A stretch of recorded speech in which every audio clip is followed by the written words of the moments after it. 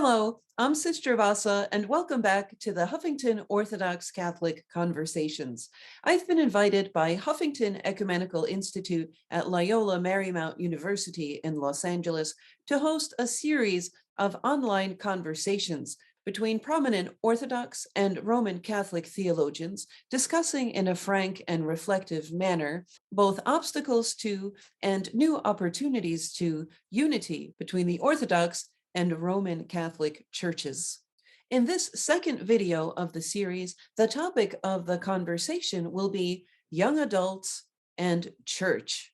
And our two distinguished guests today are, from the Catholic side, none other than Christian Smith, renowned professor of sociology at the University of Notre Dame, award-winning author, and very well known for his research focused on religion, adolescence, and emerging adults, and social theory. Professor Smith, currently the William R. Kennan Jr. Professor of Sociology, as I've said, at the University of Notre Dame, received his MA and PhD from Harvard University in 1990 and his BA from Gordon College in 1983. Before his move to Notre Dame, he was a professor of sociology at the University of North Carolina at Chapel Hill for 12 years. Professor Smith is a very prolific author. I will just name several of his publications relevant to the topic of this video. He is author of Young Catholic America, Emerging Adults in, Out of, and Gone from the Church.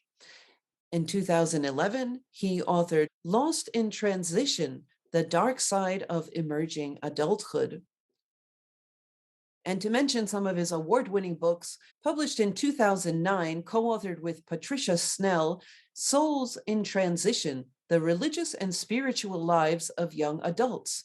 This book was the winner of the Lilly Fellows Book Award in 2010-2011, and in 2010, it won the Christianity Today Distinguished Book Award in the Christianity and Culture category. And last but not least, I will mention Professor Smith's book, co-authored with Melinda Lundquist Denton, Soul Searching, The Religious and Spiritual Lives of American Teenagers. This book was the winner of Christianity Today's 2005 Distinguished Book Award in the Christianity and Culture category. That's all I'll say for now about Professor Smith, whom we are indeed so honored to have with us discussing this topic about which he is so knowledgeable. And from the Orthodox side, we have with us today the Very Reverend Archimandrite and Dr. Anton Vrame. Currently, Father Vrame is director of Holy Cross Orthodox Press for Hellenic College, Holy Cross Greek Orthodox School of Theology. He's also an adjunct associate professor at Holy Cross Greek Orthodox School of Theology in the area of religious education. Father Anton, or Father Tony, as he is known, for almost 15 years was director of the Department of Religious Education of the Greek Orthodox Archdiocese of America. And he is well known for his theoretical and theological work in religious education, developing resources for parish education programs, as well as for his writings in the field. He was director of the Patriarch Athenagoras Orthodox Institute at the Graduate Theological Union, where he was also a faculty member. Father Tony has been a member of the Faith and Order Commission of the National Council of Churches for many years, and he was also the chair of the commission and served on the governing board of the National Council of Churches. He is a native of Chicago, received his BA from DePaul University, his MA from the University of Chicago, his MDiv from Holy Cross Greek Orthodox School of Theology in Boston, and he received his doctorate in religion and education from Boston College. Father Tony is a priest of the Greek Orthodox Church of America, of the Ecumenical Patriarchate, with the rank of Archimandrite, and currently he serves the Nativity Assumption of the Virgin Mary Parish in Cohasset, Massachusetts. And now, without further ado, let's welcome both our guests, Professor Christian Smith and Father Anton Vrame, and let's have a conversation about the challenging issues of young adults and church.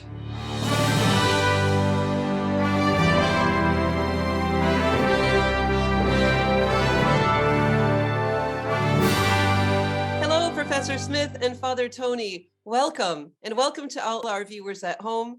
Would either or both of you like to say hello to our viewers before we begin? Sure. Hi, everybody, and hi, Sister Vassa. Professor Smith, are you in Indiana, as we presume? I'm in South Bend, Indiana, University And of Notre Dame campus. all right, well, it's lovely to greet you from across the ocean. And Father Tony, where do you find yourself? Hi, Sister Vassa. It's good to see you and good to meet you, Professor Smith. I am in my office in Brookline, Massachusetts, overlooking the city of Boston. Oh, beautiful. So Brookline, Massachusetts, hometown of Conan O'Brien, I believe. That is true. Yes, That yes. is true. All right. So, with no further ado or irrelevant comments from Vienna, Austria, we will begin. Professor Smith, my first question is to you. Back in the early 2000s, you famously interviewed hundreds of then teenagers from 45 states in the US and of various religious backgrounds, Catholic, mainline and conservative Protestant, as I've noted here, Mormon, Jewish, Hindu. I don't believe you interviewed Orthodox Christians, but you interviewed, fascinatingly, all of these American teens that are now millennials, as far as I understand. And you came to the conclusion, as you interviewed them about their religious identity, beliefs, and practices, that they believed in a religion. All of these teens of various religions and religious affiliations, you described what they believed in as moralistic therapeutic deism. I'm going to summarize that for the viewers at home who might not know just quickly, so you can share with us other less obvious conclusions of yours. You said that this religion was moralistic in the sense that these teens believed that they must be good moral people, meaning that one must not hurt oneself or others, doing one's best to be successful and healthy. And you characterize their religion as therapeutic in the sense that they saw happiness as the main goal in life, along with feeling good about oneself. And you understood that they saw religion as therapeutic in that it could be instrumental in providing that good feeling about oneself and happiness. Finally, you characterize their religion as deism, not in the traditional sense, but in the sense that God is understood to be involved in our lives only when he is needed to resolve one's problems, to remove or fix one's bad feelings. The teens you interviewed also tended to consider traditional religion to be a good thing in general, regardless of the content of the belief itself, and the specifics of different faiths were not a thing that one should argue about, to each his own. Finally, I'm getting to my question, Professor. My question to you is, to start off our discussion, is, has moralistic therapeutic deism worked, specifically for cradle Roman Catholic millennials, in ways that traditional church belonging did or did not for the happiness or success of that particular age group? Well, that's an interesting question. I would say, first of all, that moralistic therapeutic deism, or MTD for short, is a very functional religion for young people who live in a pluralistic society where they've been taught, no, you need to get along with everybody, you shouldn't offend anybody. It's a way to hold on to some part of religion and still believe in God without being without being particularistic about it or disruptive or maybe offend other people. So in some ways it helps young people succeed in school, on the sports team, at work, etc. I think that it helps many young people to adjust to difficulties in life, to cope with their lives, to get over stress.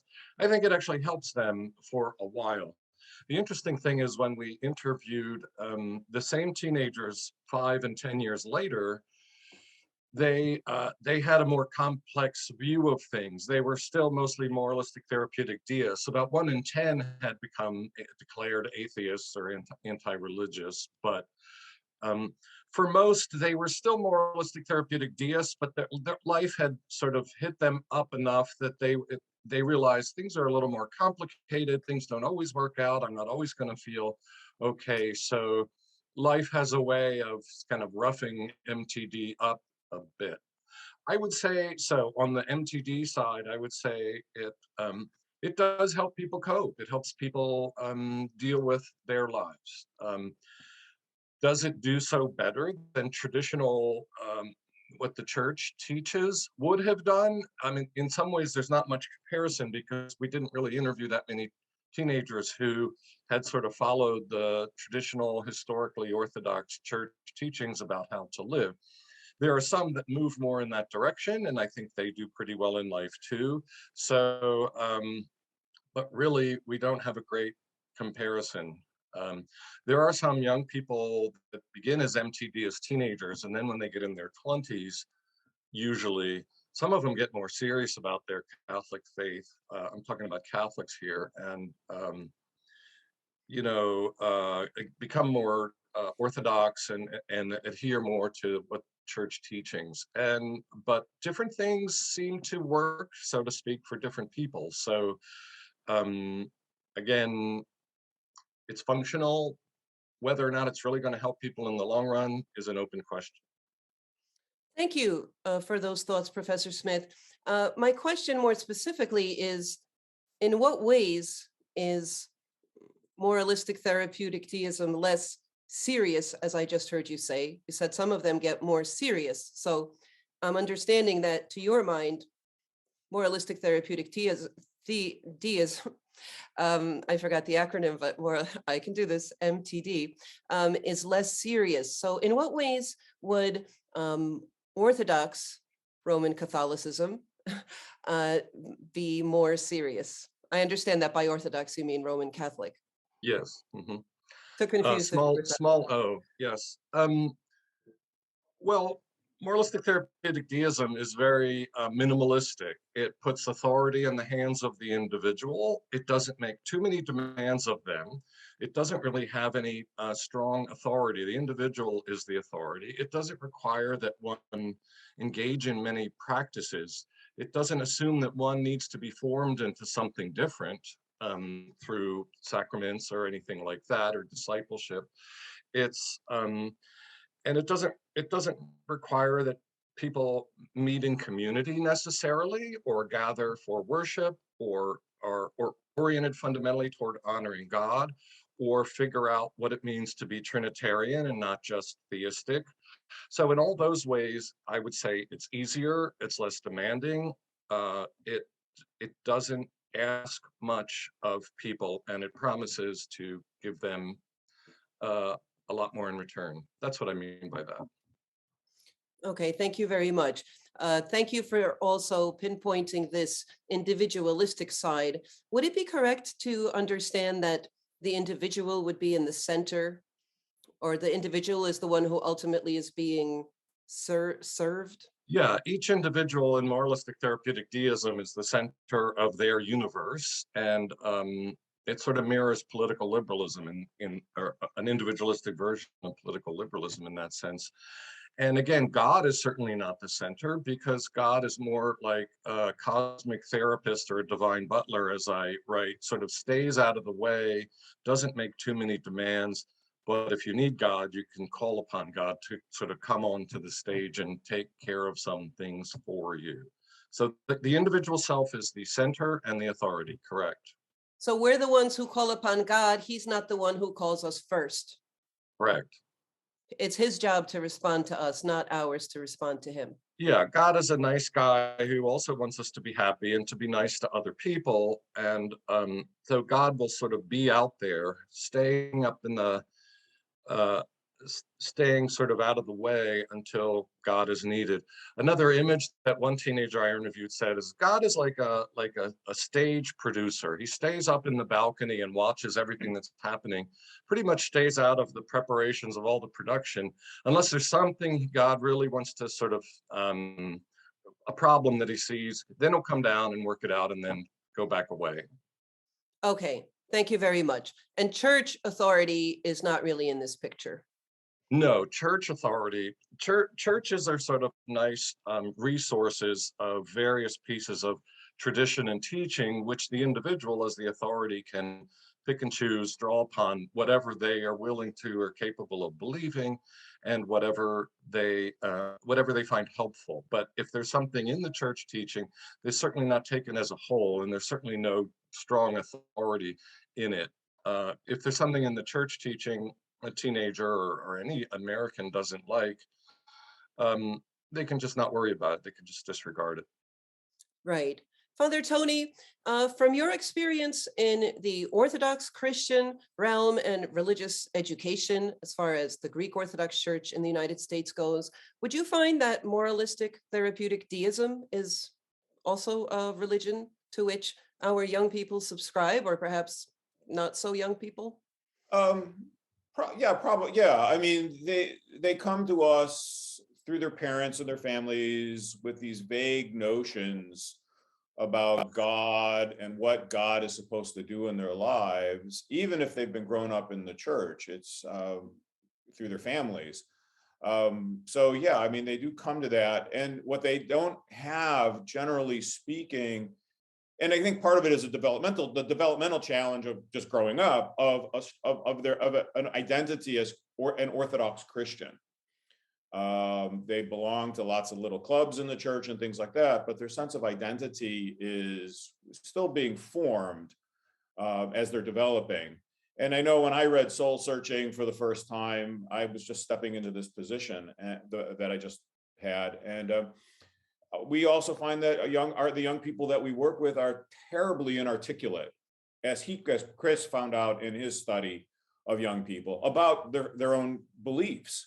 And so they're walking in not very well informed, not well able to articulate what they believe, whether it, basic content or things like that. So they have these very vague notions about their identity, what it's supposed to do and how it works and means. Yeah, and my job then as a religious educator is to try to kind of work in that space to help them answer the questions that they bring. So yeah, Um, well, when you speak, Father Tony, about, say, your job or our jobs as religious educators, you have written on, the issues of a certain shift in the receptiveness, really, of young people in our day to religious instruction in the first place. yeah. And could you speak a little bit about the changes in the attitudes towards religious instruction, how receptive or how much less receptive you find teenagers have become, and please also speak to whether or not the churches, insofar as the Greek Orthodox Church's attitude or approach to religious education has changed or not correspondingly. Sure. Yeah, the attitudes have changed dramatically. First and foremost, the competition, and it truly is competition that churches face for the time and the energy and attention of young people. That has dramatically shifted kids' receptiveness to religious instruction. Most Greek Orthodox parishes, I think most Orthodox parishes in the United States, are still operating from a Sunday school kind of approach. So you're competing with people's attention for Sunday mornings. And it takes place in a rarely compressed space of the time and place within a parish.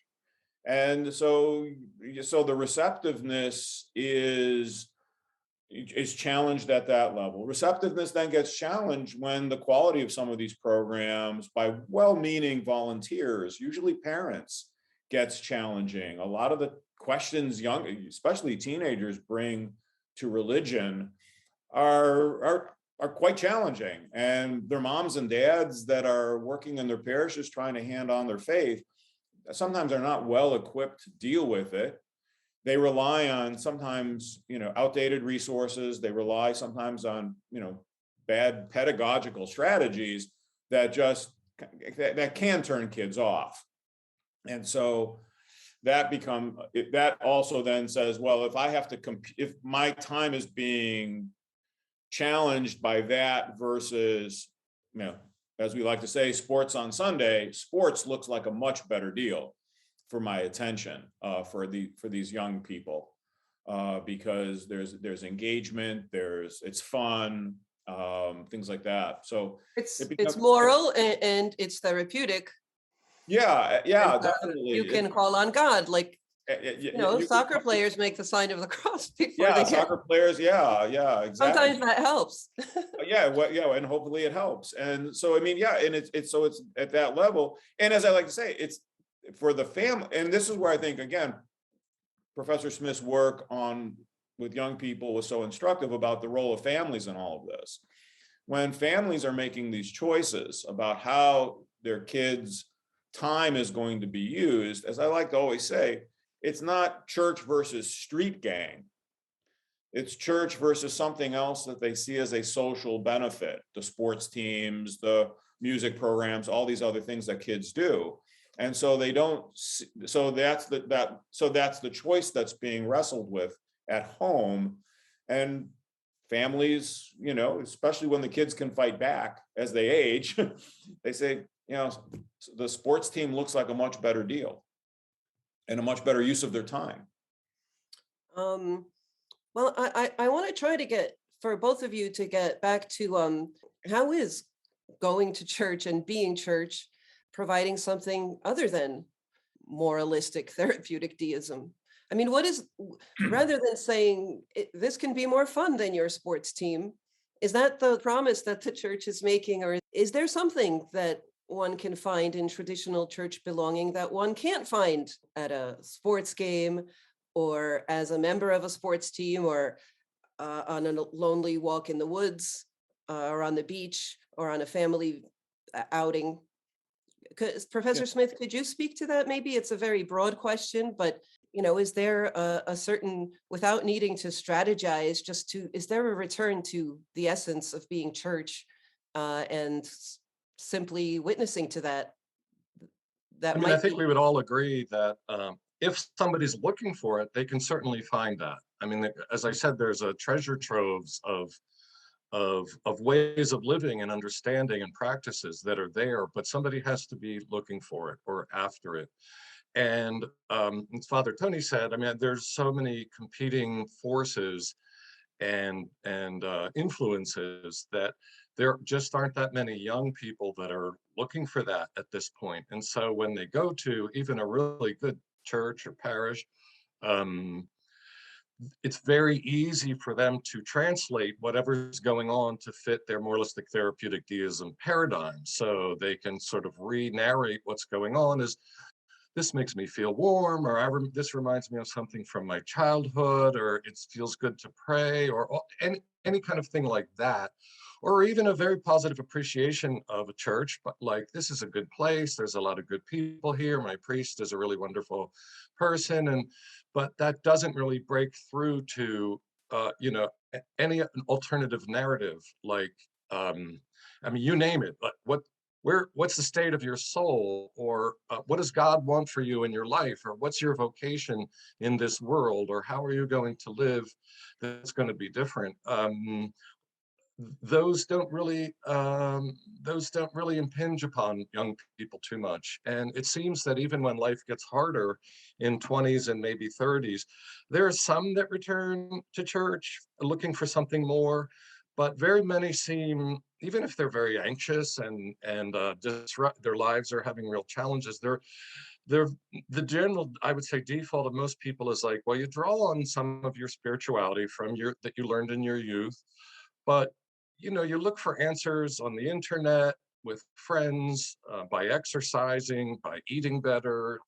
There are alternative ways that most young people, I think, are looking to sort of solve their lives. They're not ready to sort of take on traditional Christianity as a way of life that's going to reshape them. Is there a missing sort of message of the cross, of like when we say when life gets hard, right? or things might get dark, or there are encounters with other people dying, or one's own mortality somehow. Isn't there a sort of being called by Christ specifically, not just in general the idea of God, right? But the way of the cross, the way of, follow me, take up your cross. Like, is that message by and large missing?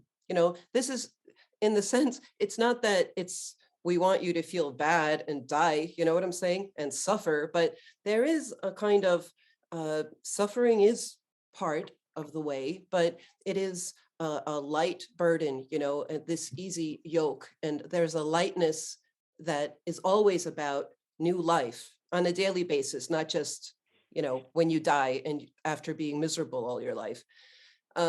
Is there, I was going to ask both of you this question of, if one gets to the, to the essence of specifically the Christian message, traditionally the way of the cross, not divorced from life and light, is there a benefit, or perhaps not, in our religious instruction fostering the specific Christian identity, with all the gory details, and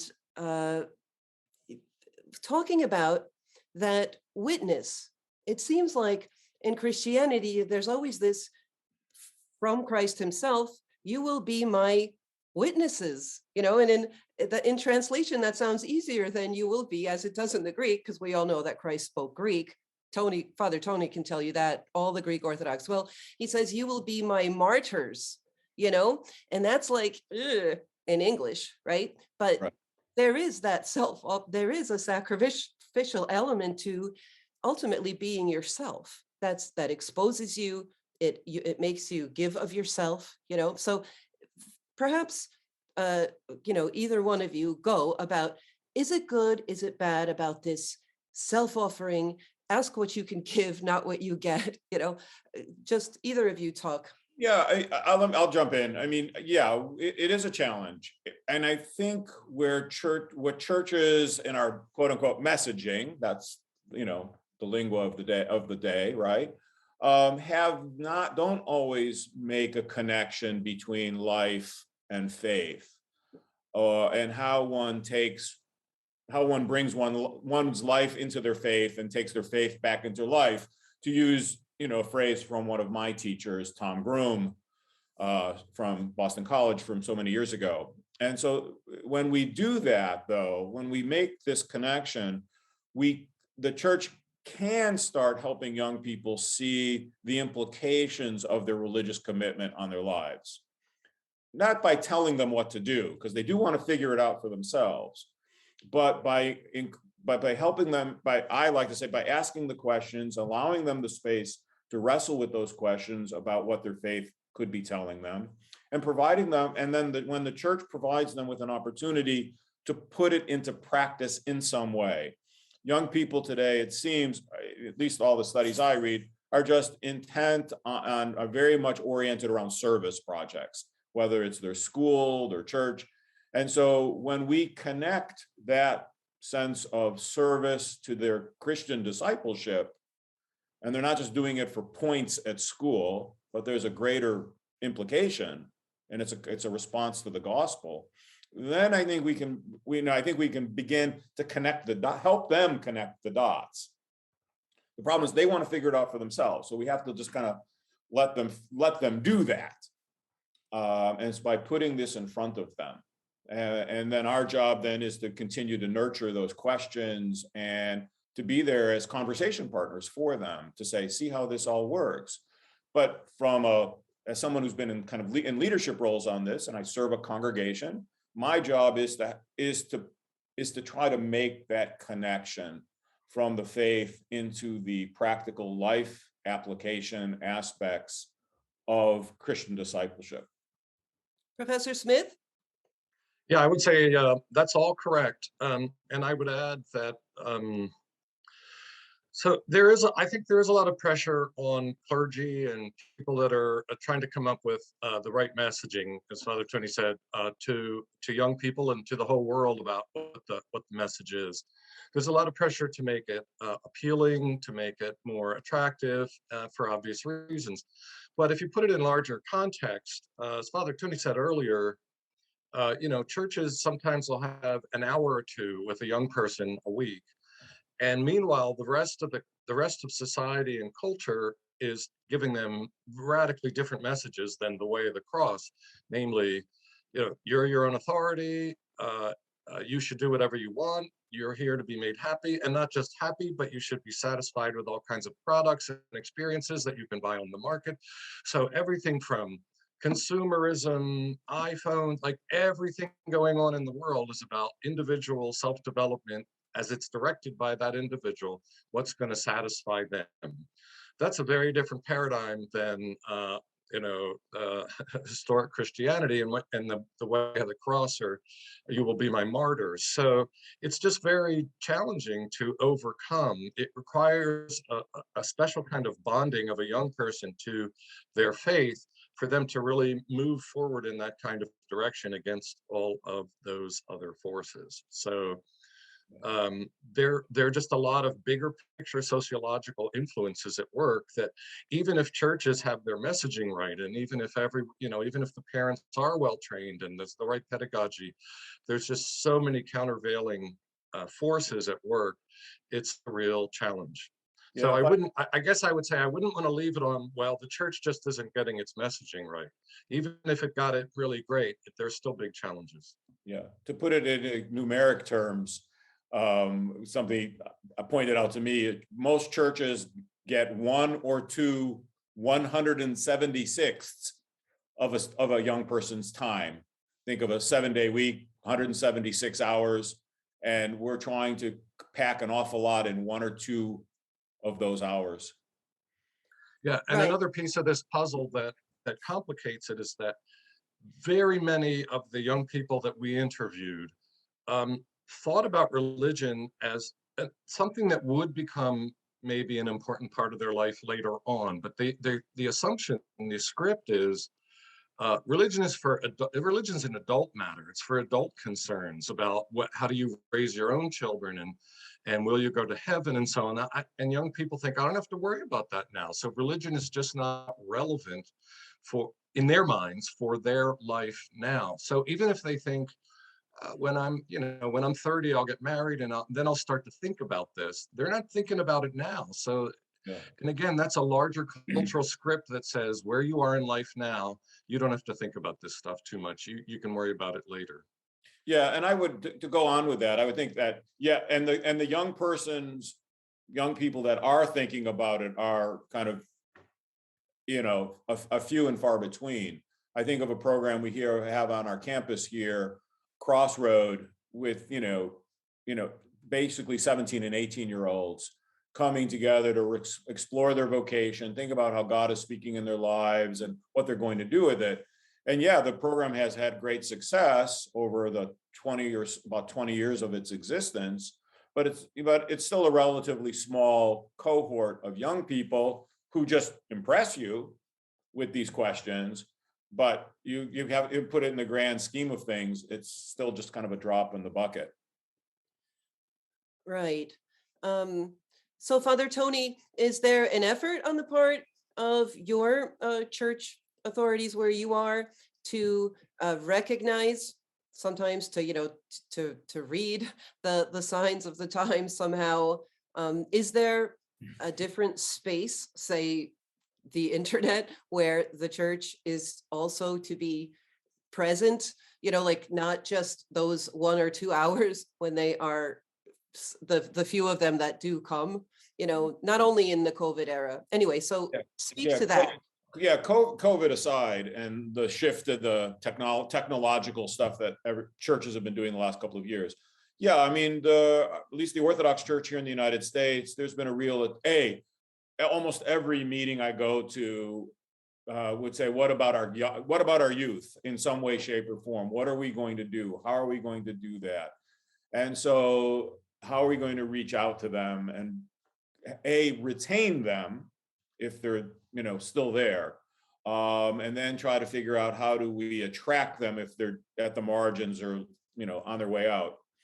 And so, yeah, we've here at least in the United States, I mean, I mentioned Crossroad here on our campus, an academic kind of summer camp that's been around for close to 20 years. Summer camps across our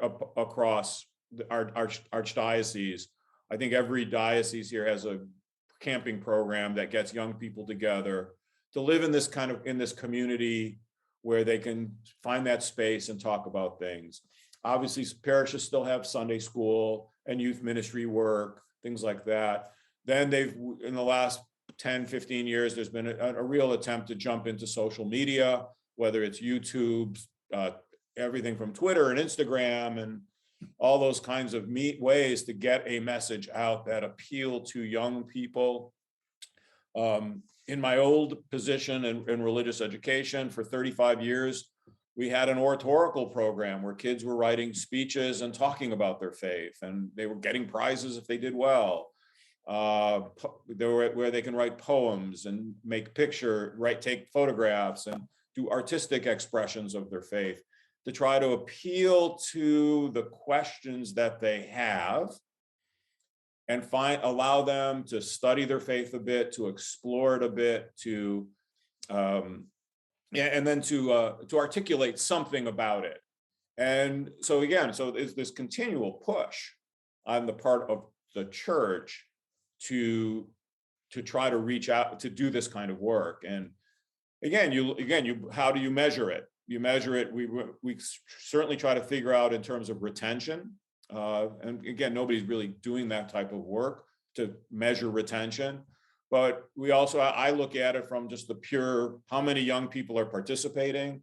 And, certain things are very, very successful, certain things less. And, it's a continual struggle of churches. And this is where I think a difference between, because I know this is for the Huffington Institute, where Orthodox and Catholic churches have some strengths and weaknesses to them. The Roman Catholic Church, with its program of confirmation in particular, is a powerful moment to grab a young person's attention that is missing in Orthodox liturgical practice of a teenage rite of passage called confirmation. And we're operating from a more nurturing someone throughout their life journey approach. And for the folks at home who might not know, the Orthodox connect that the sacrament of confirmation or /chrismation is attached to immediately after baptism. So usually in infant baptism, if usually whatever, in the case of infants being baptized, that all happens there. And a lot of times we don't see these folks ever again, and they might not even have the baby go to Holy Communion, which is supposed to happen if there's no, Eucharist celebrated right after the baptism. Yeah. So Father Tony is indicating, my friends at home, that in the Roman Catholic tradition, they came to the practice of delaying the First Communion, and it's a complicated history, but confirmation, so that, there's this required catechism that happens before confirmation. Anyway, so this is also pastorally understandable to keep, at least until that moment, the kids in church. Okay. Yeah, and I'm just catching from, those of anybody who's worked with my experience, and sorry, I'm dominating at the moment, the experience that I've heard from my friends who teach, especially in Roman Catholic universities, when they ask that intro to theology course that many of them have, they say, what are the significant experiences? And so many, especially Roman Catholic kids, but even many Protestant traditions that have confirmation, point to that moment when they have to wrestle with these questions. And as Orthodox, it becomes a challenge for us. I say we jump through lots of hoops to kind of mimic confirmation programs without calling it that. Professor Smith, could you speak perhaps to what you've mentioned as this notion that religion, I think maybe it's true that religion in one's life does take on at least a different significance as one gets older. Is it Could you speak to perhaps, if you see that as true, a different significance to religion, perhaps to our faith becoming more deeply, sort of articulatable or understandable to us as one gets older? Does this have anything to do with going through suffering in life, or just, I don't want to put words in your mouth. So Yeah. to So what extent is that true? historically in the US, there was a pretty strong association between sort of growing up, getting older, and especially getting married and having children, and sort of returning to the religion that one was raised in. There's a close bond between family formation and going to church historically. So you would see a rise in sort of people going away in their late teens and 20s and then returning later on. What we now see, however, is that that was true of everyone up to the Gen X generation. It was true of boomers and everyone older, but the data clearly show that that has stopped being the case. Gen Xers were the turning point. Millennials are clearly, the older they've gotten, they haven't been returning to church as a group. And that's true of Gen Z, like young people now, what is what we should expect. So not only are they less religious, but the curve doesn't go up as they age. And we can think through a lot of reasons why that's the case. But that's what's going on out there in terms of all the evidence that we have. I also, from our data, we showed that the probability, even among young people, millennials, the probability of returning to church, I mean, some people clearly do, but the probability of returning to church is more likely among Protestants. Catholic, Roman Catholic youth tend to drop out and stay out. So there are differences across traditions that way as well. But again, a lot of this we have to be sociological about. Young people are not getting married as early or ever as they used to be. Cohabitation is much more prevalent and acceptable. People are marrying others who are increasingly not part of their faith background, so that may actually create a conflict for them to pursue. Childbearing is being postponed, and sometimes voluntary childlessness. So all of those demographic factors lead to a removal of the kind of processes that used to bring young adults back into church. I would also say, just as a tag to what Father Tony said about Roman Catholic confirmation, it's interesting to hear that from within a Roman Catholic point of view, there are troubles getting teenagers to go through this, and there are two of the difficulties to think of. One of them, it works for some people, it's successful in some cases, but when teenagers aren't really interested in this, the parents can easily get into a negotiation mode of sort of like, just get this over with, just for me, even if you don't, just do it for me.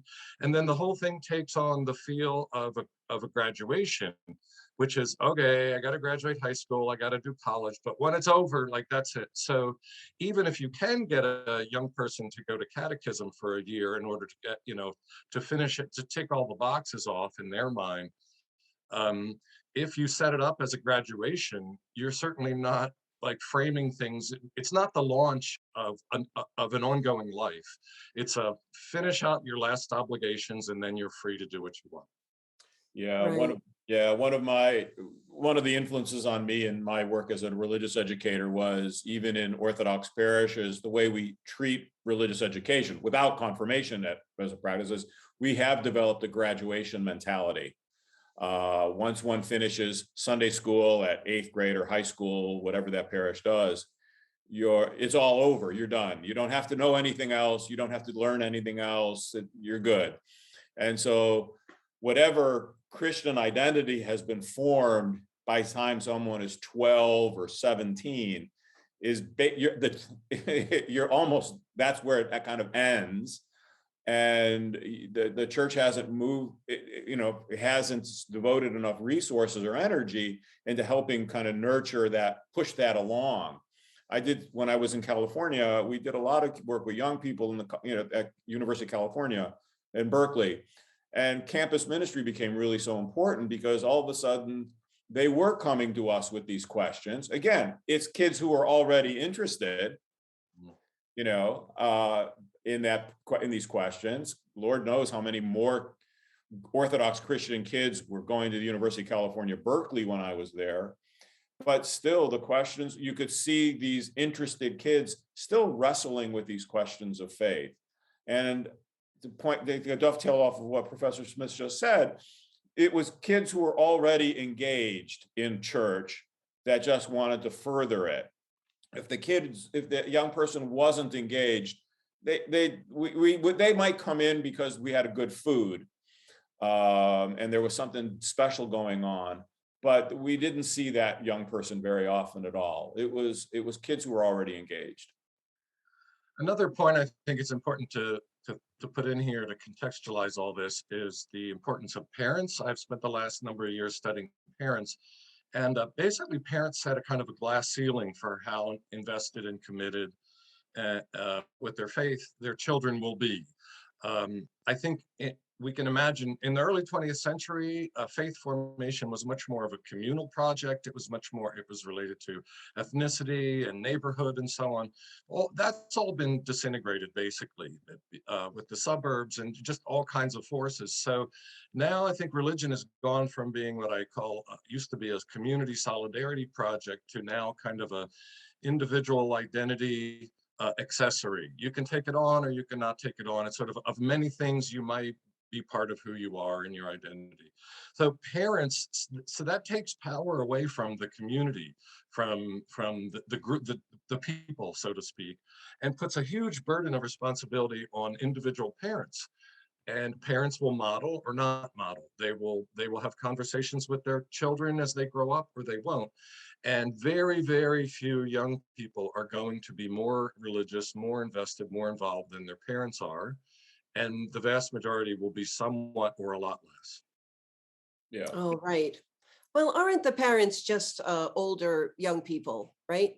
And sometimes it seems in a lot of our parishes, we do have youth programs, and then we pretend like the parents have already graduated, so they don't need to be, talked to. Or, I sometimes think there's a little bit of too much of our voice, and the voice of Christ and God calling people seems to be obscured, maybe, by this big presence of either, what we're presenting as the message somehow. Yeah. The adults I see, I mean, again, I serve a congregation. I travel around the country in other congregations. The adults in our parishes are also the products of these programs and the system that we have, where they too are pretty inarticulate about their religious traditions and their knowledge. So my job as a pastor then also becomes to try to remind them of these things continually. So that's a very big piece of what I do. But also when I step back from it, I also try again to think of what is the religious knowledge that someone needs or should have even as an adult. The metaphor I've always used in my teaching here at the seminary was, how much, because I like sports, how much knowledge does one need to have to be a good fan of Notre Dame football, right? You don't need to, do you need to know the pass completion ratio of the current quarterback, who I don't pay attention to football, but you need to know the pass completion ratio of a particular quarterback to be a particularly good fan of a football team? Or do you really just need to have, there's a step below that, or what are the steps below that one needs to have to be attracted, caught up, participatory, and things like that? So I can look at the face, and I'll use the sport I like. I can look at the face of the baseball card and know who that is, but I may know almost nothing about what's on the backside of it, his batting average throughout his entire career. but yet I'm still a pretty good fan of that team. So, it's that kind of process at work that we have to wrestle with, knowing that we have these people coming to our churches. They are inarticulate. They don't remember. They weren't paying attention that day. All those kinds of things. But then we also have to step back and say, what does one really need to know to be living this out in one's religious faith? And again, as an educator, I think, at least in the pluralistic culture of the United States, you need to know a reasonable amount so that you can tell somebody who you are and what that is in a credible way. That's how I've always approached it. Yeah, it's hard to appreciate football if you don't know what a first down is and a whole bunch of other things. You don't have to be an expert, but you got to know some of the basics of what the game is about, and then it starts to take on like a real interest for you. Yeah, that's a really good metaphor, I think. Thank you.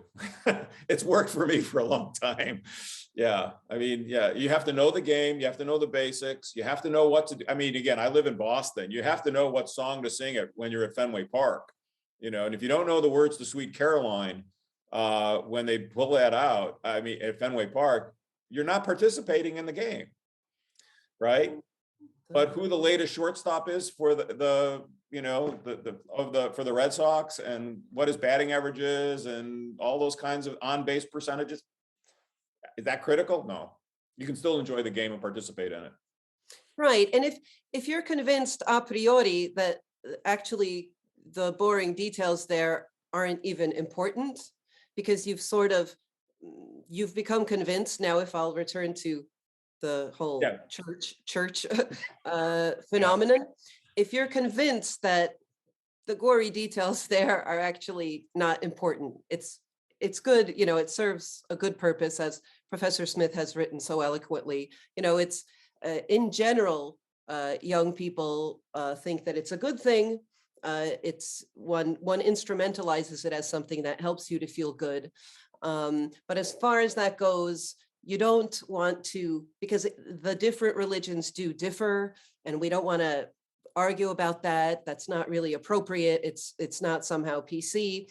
If you're a priori convinced that the rules of the game for every team, or the way it works, might not be important, then maybe you're less inclined to dive in and learn about those rules.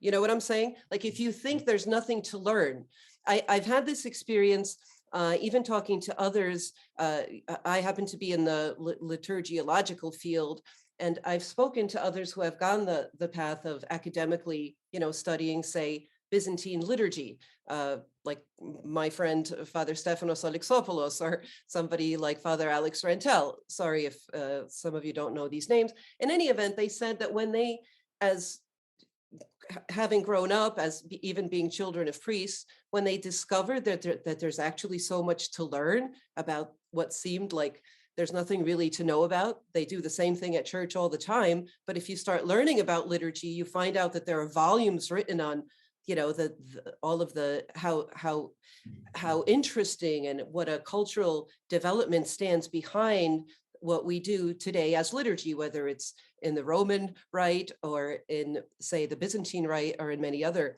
ancient Christian rites. Anyway, I want to say, getting back to what Professor Smith has indicated as kind of, I think maybe, this if you could speak, Professor Smith, more to this kind of not getting into the contents of the faith, and what that brings us to, because if we're not finding the contents like important or interesting, then we're not delving into it, we're not receptive to learning it, right? But that brings us to having a very superficial and finally sort of big yawn reaction to that whole business. Yeah, well, first of all, I would say what I heard Father Tony say was not that there isn't a lot more to learn, but that in order for this to make any sense, there's a minimal amount that everyone needs to learn, or else you just don't Right. get what's going on. So I would say that's true. There's a minimal amount, and then people can go from there as they need to, but you don't want to scare people off like, well, until you get a doctorate in, Byzantine liturgy, you're not. So that's one clarification. The other thing is, I think a big piece of this is young people have not been taught how to have a particular commitment, a serious investment in a particular way of doing Christianity, say, without that having to lead to conflict and violence. So young people today have grown up in a world where there's a lot of wars that are allegedly about religion, and terrorism that's driven by religion. That's a totally different era than the Cold War, when the righteous people stood on God's side and it was the atheist communists that had to be defeated. Now religion is associated with violence, and as the societies become more pluralistic and young people are taught, don't make trouble at school, everywhere, fit in, be smooth, don't make trouble, don't create problems. I think what they hear, what that translates into is, it's okay to say you believe in God, but don't use the J word, for example. Don't say Jesus, because Jesus could be disruptive, it could be upsetting, it could be a trigger for somebody. And so there are these pressures to sort of departicularize the faith. That's what leads to moralistic therapeutic deism, I think. Now, from my point of view, we'd have a much better world if everybody in their particularities could own those and be their distinctive selves, but still know how to get along with people who are different from them and not back away from their particular beliefs, but that doesn't have to turn into a fight. So, I mean, clearly this is a larger problem we as a society have in politics and culture in lots of ways, but as that reflects on religion, if young people could learn, oh, I could actually say I believe not just in God, but in the Trinity or Jesus and the Holy Spirit, without having to offend someone, or learning how to be respectful of others in a truly pluralistic world instead of a uniformized world of minimal difference. I think that would help things go a long way. Yeah, I agree. I think of what you wrote, Professor Smith, about whateverism, right, in young people. Whatever, that kind of whatever approach that young people have to a lot of this. That's what that was very striking to me, and you see that so often because of what you've described. And I do think that once young people are, when you start raising some of these religious claims that we all make and have, our beliefs, differences, in a matter of fact, but basically non-threatening, we're right, you're wrong kind of approach, people I think they can become interested in some of these things. Then they go, oh, I get it. A simple example, the Orthodox Church has finished Christmas and Epiphany, and when you point out, you remind everybody that in the East, Epiphany, a theophany as we call it, is about the baptism of Christ. In the West, it's the visit of the Magi. And that creates different customs, different foci, and things like that. And people go, oh, I didn't know that. That's interesting. And so and again, it's not, we're right, you're wrong. And, you can be, the phrase I use again, loyal to one's tradition, but open to the claims of others and their experiences. And I think that's really where I think all of us should be kind of aiming for. Oh, right. Because there's sort of a fear that it could lead to violence. I was wondering if people, who do fill the hole somehow, having left a certain, religion or, tradition, I was wondering if, inevitably one doesn't somehow, at least in some ways, fill that hole and find either a self-help program when certain, that spiritual hole, not everybody admittedly has, but when it starts to create certain disbalance, or, it leads to addictions, and looking for maybe a guru, for somebody to guide one out of there. And whether or not, because getting back to my very first question to Professor Smith, has a generation or those who have left, have they found happiness and success, or maybe, there are some of the same pitfalls, and there's a certain violence to the self-help culture where we have a different way of dealing with hardship, suffering, difficulty. And there seems to be a message of, you can better yourself. You can find happiness through being successful and healthy. But you know what? If you're not fixed, if you haven't found the self-help or the vitamin supplement or the weight loss or the fitness program, you're a loser, because you can fix it today, and you should. And there's incredible pressure to fix everything. Whereas the way of the cross, I think there's a certain relief of some things, some of the tares stay with the wheat and so forth. And there is a patient bearing of the cross. Anyway, I'm throwing that out there, that the alternative to that old clunky thing that is church being, that's so old. Are there specific aspects to, not having it or having it that anybody out there listening to this, Professor Smith, might think about? Like, is there something to be said also from the sociologist's point of view for doing the church thing?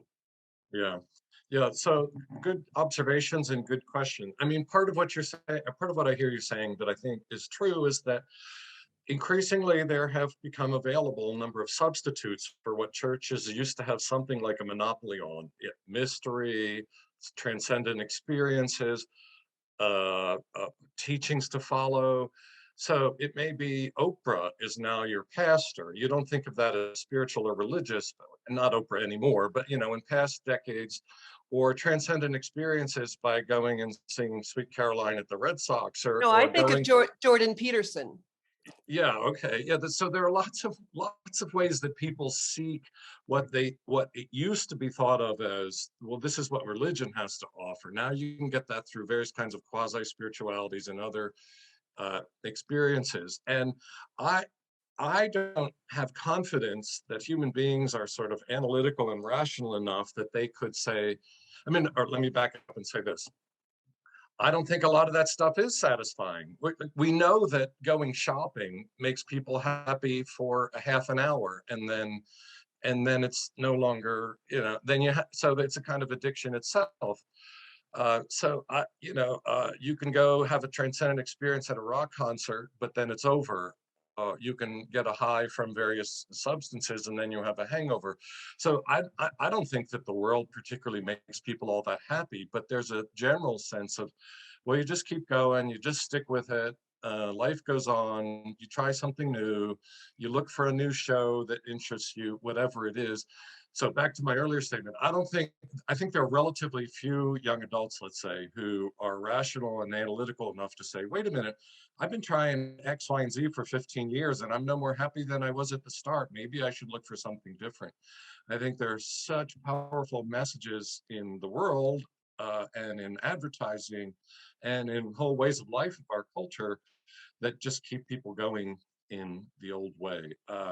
There is we have to acknowledge there is a subset, there's a small minority of young people who do decide, you know what, maybe I should consider becoming, joining a religious order, or I actually really do like smells and bells, or however you want to put it. There's always a small minority who will head back in a quote unquote traditional ecclesial direction. But for the most part, I think people are driven to just keep going with the dominant way of life and culture. Yeah, there are a couple of things on that. I only learned about this the other day. The work it was a publication called How We Gather, a couple of people out of Harvard, and they talked about how people seem to be attracted to organizations outside of religion that provide community, ritual, messages of personal transformation, touching the world and of other themes in them. And they point to things that are overtly not religious, like CrossFit, as one of these places that does that, but also kind of these religious but non-churchy kinds of organizations that are like dinner meetings where people who have lost a loved one get together and can talk about it and pray together and share the community of that of that experience. An ancestor would be like AA, but much less about alcohol, but about other things. And so you have that. We've seen this move amongst some young people, kind of this connection to ritual, but also this kind of moving away from the rational in some ways. People looking there's a movement out there we're seeing what people call re-enchantment. To find this mystical experiences and things like that the world would certainly have discarded over the last 100 years or so. So we're seeing lots of different things happening, and I think what's so interesting is that church itself provides ritual, community, birth transformation, touching the world, and it's an opportunity for the church to say, wait a minute, what's going on here? And then to recognize that how do the practices and the life of the church become real for people to say, not only this is what we do, we have done these for 1,000 or 2,000 years. They work, they provide these experiences for people, and we have a body of literature and experience that says that we can present to you, we can do this is part of your experience. And so the idea of the community development model, is very much, that we talked about earlier, is very much at the heart of this. Yeah, I would say Mother Tony's totally right. It's an amazing paradox. So many people are searching for something that the church has offered. It's been like its specialization, so to speak, in offering for a very long time. But people are not looking for it in churches for the most part. And I think that's a puzzle. I think there are two pieces that help to explain. One is, in the US at least, we have seen a long-term decline over many decades in trust in institutions, not just religious institutions, every institution. Congress is at the very bottom of that. The military gets more trust, but in general, Americans, because of things like Watergate and everything from then on, we learned, well, institutions, you just can't trust them that much. And so church, anything that's institutional is suspect right off the ground. So if it's an informal thing or if it's a club, that's better. It's not like a real institution you have to work at distrust. The second thing has to do with authority and people's notions of authority. People are happy to be part of community and re-enchantment and so on, but most people much prefer that in a context where they retain authority. There's nothing making an overarching claim on them. They can move in, they can move out, they can plug in, they can plug out. The world is much more porous that way, and any authority that says, look, we're telling you what the truth is here. This is really reality, and here's a way of life that you need to live.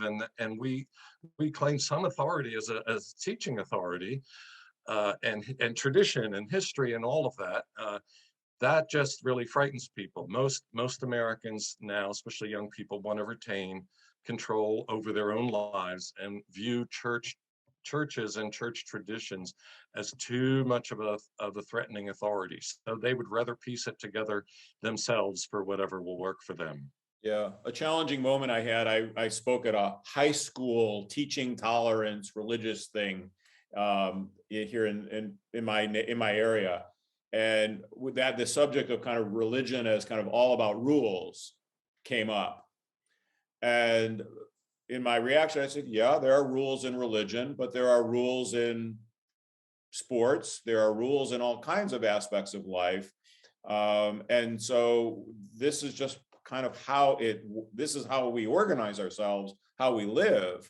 You can't, just stick with the sports metaphors, when I hit the baseball, I can't run to third base. I have to run to first. That's the rule, right? I mean, That's what makes it fun, is that you're playing within a set of rules. yeah, you're playing it within a sense of rules, and there are people that do it better than others and know those rules and all, those kinds of things.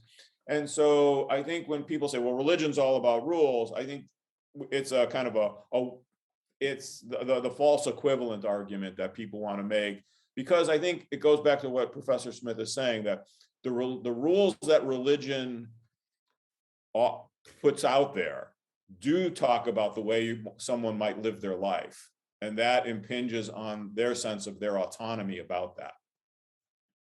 Right, until maybe whatever happens, when they go down a certain path. I'm not saying that this happens by far with everyone, but sometimes, their life becomes unmanageable. And, that's been a thing. I'm not sure we ever had another era where addiction was the big thing that brought people back to just the inevitability of having a higher power of some form. And it brings a lot of people back to the tradition of their childhood. Anyway, thank you so much to both of you and for your wonderful work. And Professor Smith, your work has been a very important discovery for me, only leading up to this interview. And thank you for that. I've known Father Tony for many years now and appreciate his work as well. We only, touched upon the surface of all of this. However, I think everybody will appreciate you having shared your time here and your wealth of knowledge and experience of all of this. So any final words to our viewers? Professor Smith, perhaps you go, and then we'll have Father Tony give us his final blessings. Professor Smith? Well, I guess I'll just say you're welcome, and thank you for hosting this conversation. It's really great to be talking across some major traditions, people that have common concerns, and it's a pleasure to meet you both on Zoom. I'm very honored. Father Tony? Yeah, I too, Sister Vassa, I want to thank you for the opportunity. I'll be really just kind of effusive here and say there's an opportunity for me to meet somebody. Your book is right here, and I've got the others, and so I've really appreciated the work that you've brought into this and raised these things for us. And again, working across our religious lines to keep these conversations going. And to the person who's watching online later on, at some point, these questions are important. We've been wrestling with them for a long time. Each generation of us is figuring this out in dialogue with our religious resources, the work of the social sciences and theology in particular, but also our own personal experiences with these things to discern our way forward. So on that note, we'll say goodbye to everyone. Thank you very much to the viewers at home for joining us. And thank you to the Huffington Ecumenical Institute for sponsoring this wonderful Orthodox Catholic conversation. Tune in for the next one, everybody, and bye for now.